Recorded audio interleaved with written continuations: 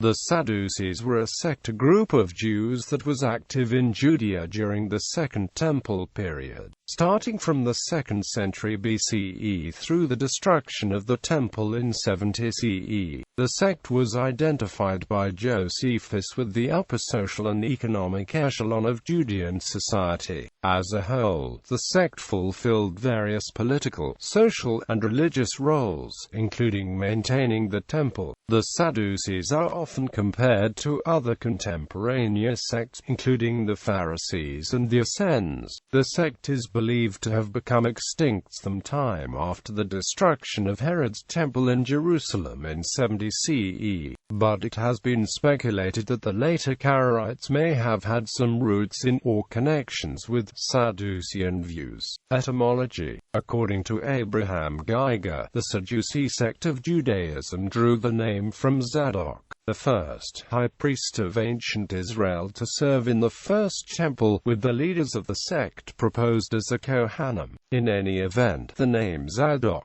being related to the root Sadak, could be indicative of their aristocratic status in society in the initial period of their existence. Furthermore, Flavius Josephus mentions in Antiquities of the Jews in the time of Boethus,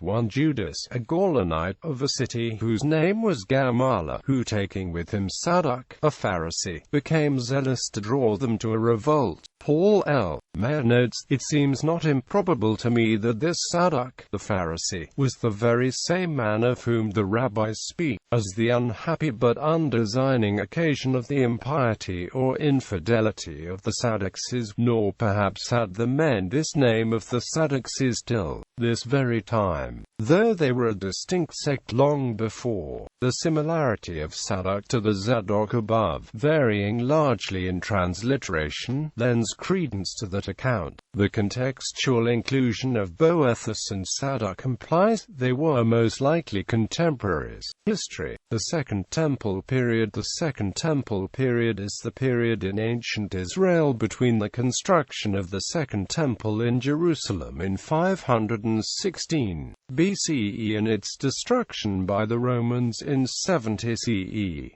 Throughout the Second Temple period, Jerusalem saw several shifts in rule. Alexander's conquest of the Mediterranean world brought an end to Persian control of Jerusalem and ushered in the Hellenistic period. The Hellenistic period, which extended from 334–333 BCE to 63 BCE, is known today for the spread of Hellenistic influence. This included an expansion of culture, including an appreciation of Greek theatre, and admiration of the human body. After the death of Alexander in 323 BCE, his generals divided the empire among themselves, and for the next 30 years, they fought for control of the empire. The Ptolemies emerged with control of Judea in 301 BCE, but only held it until the Seleucids took control in 200 BCE.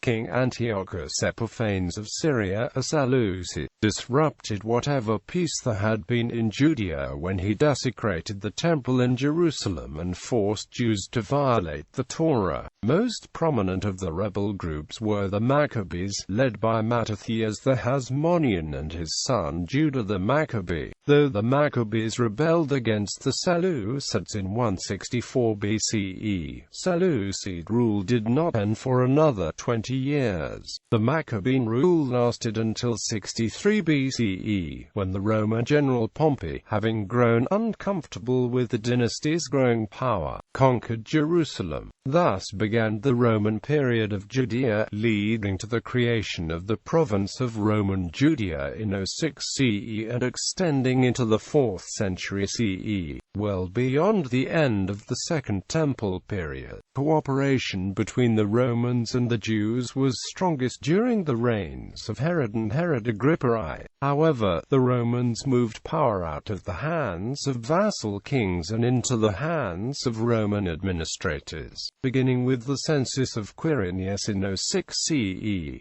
The First Jewish-Roman War broke out in 66 CE. After a few years of conflict, the Romans retook Jerusalem and destroyed the temple, bringing an end to the Second Temple period. Role of the temple. During the Persian period, the temple became more than the center of worship in Judea after its reconstruction in 516 BCE. It served as the center of society. It makes sense, then, that priests held important positions as official leaders outside of the temple. The democratizing forces of the Hellenistic period lessened and shifted the focus of Judaism away from the temple, and in the 3rd century BCE, a scribal class began to emerge. New organizations and social elites, according to Sheikh Owen, appeared. It was also during this time that the high priesthood, the members of which often identified as Sadducees, was developing a reputation for corruption. Questions about the legitimacy of the Second Temple and its Sadducean leadership freely circulated within Judean society. Sects began to form during the Maccabean reign. The Temple in Jerusalem was the formal center of political and governmental leadership in ancient Israel, although its power was often contested and disputed by fringe groups. After the temple destruction, after the destruction of the Temple of Jerusalem in 70 CE, the Sadducees appear only in a few references in the Talmud. In the beginnings of Karaism, the followers of Anan ben David were called Sadducees, and set a claim of the former being a historical continuity from the latter. A book discovery in 1910, Sefer Sadok, mentions the Karaite sage Yaakov al-Kirgisani, which led to a renewal of the hypothesis of Sadducean influences on the early Karaites. The Sadducee concept of the mortality of the soul is reflected on by Uriel Acosta, who mentions them in his writings. Acosta was referred to as a Sadducee in Carl Gutzkau's play The Sadducees in Amsterdam. Role of the Sadducees. The religious responsibilities of the Sadducees included the maintenance of the temple in Jerusalem. The high social status was reinforced by the priestly responsibilities, as mandated in the Torah. The priests were responsible for performing sacrifices at the temple, the primary method of worship in ancient Israel. This also included presiding over sacrifices on the 3 festivals of pilgrimage to Jerusalem. The religious beliefs and social status were mutually reinforcing, as the priesthood often represented the highest class in Judean society. Sadducees and the priests were not completely synonymous.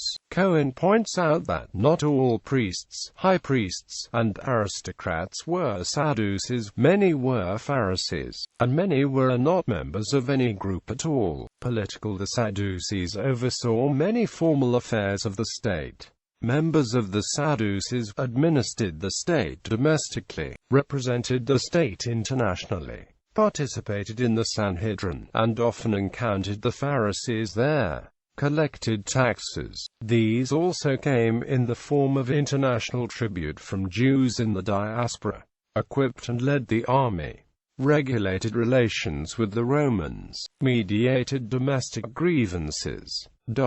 Beliefs.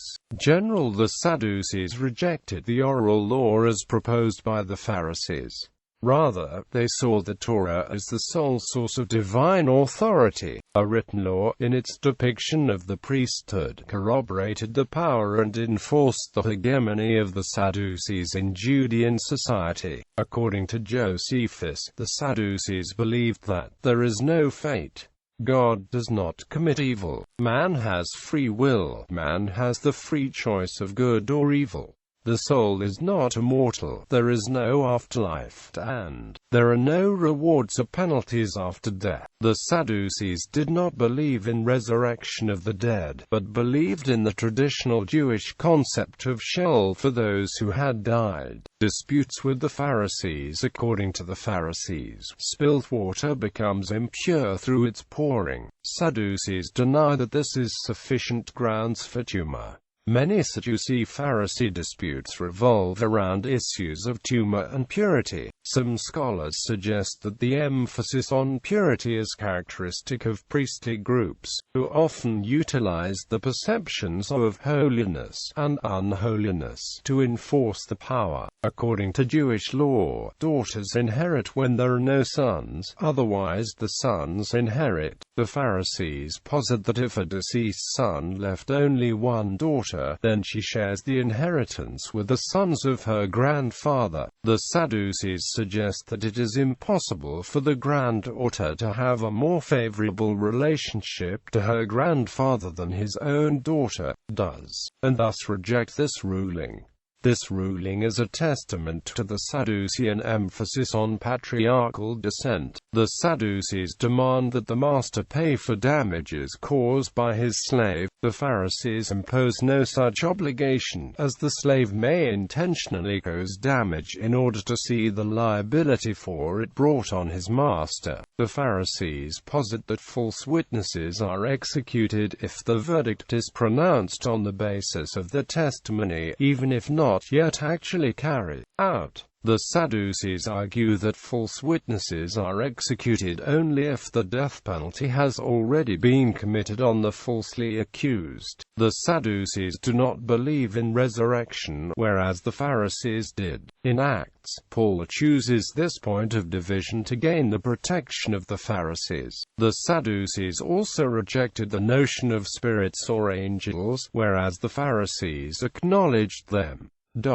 Jewish sectarianism. The Jewish community of the Second Temple period is often defined by its sectarian and fragmented attributes. Josephus, in Antiquities, contextualizes the Sadducees as opposed to the Pharisees and the Essenes. The Sadducees are also notably distinguishable from the growing Jesus movement, which later evolved into Christianity. These groups differed in the beliefs, social statuses, and sacred texts. Though the Sadducees produced no primary works themselves, their attributes can be derived from other contemporaneous texts, namely, the New Testament, the Dead Sea Scrolls, and later, the Mishnah and Talmud. Overall, within the hierarchy, the Sadducees represented an aristocratic, wealthy, and traditional elite, as opposed to the Essenes. The Dead Sea Scrolls, which are often attributed to the Essenes, suggest clashing ideologies and social positions between the Essenes and the Sadducees.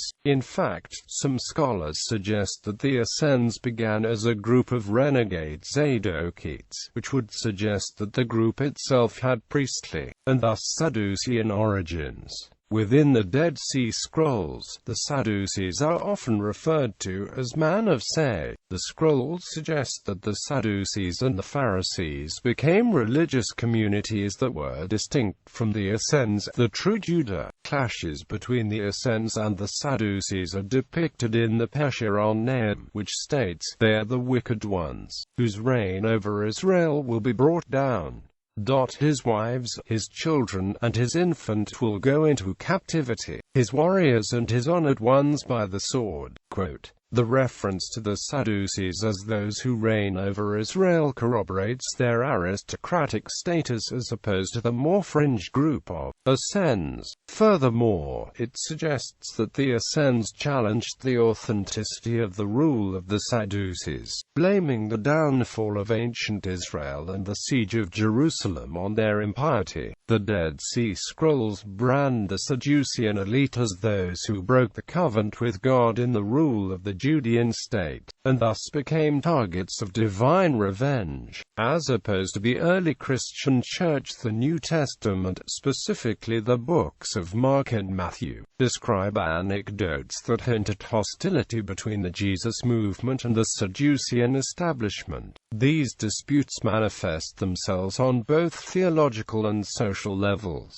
Mark describes how the Sadducees challenged Jesus' belief in the resurrection of the dead. Jesus subsequently defends his belief in resurrection against Sadducean resistance, stating, "And as for the dead being raised, have you not read in the book of Moses, in the story about the bush, how God said to him, I am the God of Abraham, the God of Isaac, and the God of Jacob. He is God not of the dead, but of the living. You are quite wrong." Quote. Jesus challenges the reliability of the Sadducees' interpretation of biblical doctrine, the authority of which enforces the power of the Sadducean priesthood. The Sadducees address the issue of resurrection through the lens of marriage, which hinted at the real agenda, the protection of property rights through a patriarchal marriage that perpetuated the male lineage. Furthermore, Matthew records John the Baptist calling the Sadducees a brood of vipers. Quote,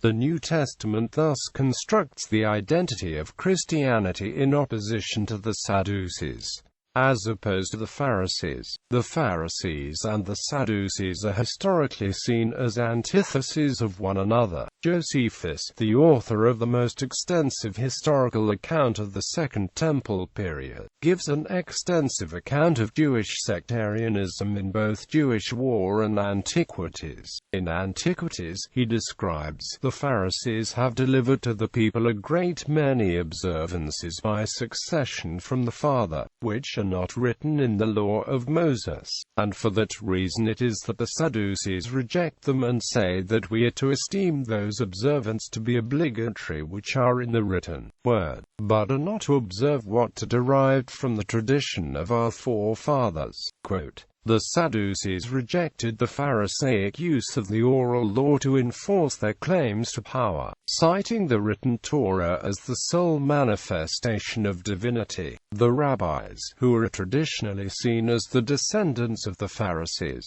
describe the similarities and differences between the two sects in Mishnah Yadayim. The Mishnah explains that the Sadducees state, regarding the Holy Scriptures, their impurity is according to love for them, but the books of Homer, which are not beloved, do not defile the hands. Quote, "The Sadducees thus accuse the Pharisees as the opponents of traditional Judaism because of the susceptibility and assimilation into the Hellenistic world. When synthesized, one can discern that the Pharisees represented mainstream Judaism in the Hellenistic world, while the Sadducees represented a more aristocratic elite. Despite this, a passage from the Book of Acts suggests that both Pharisees and Sadducees collaborated in the Sanhedrin, the high Jewish court.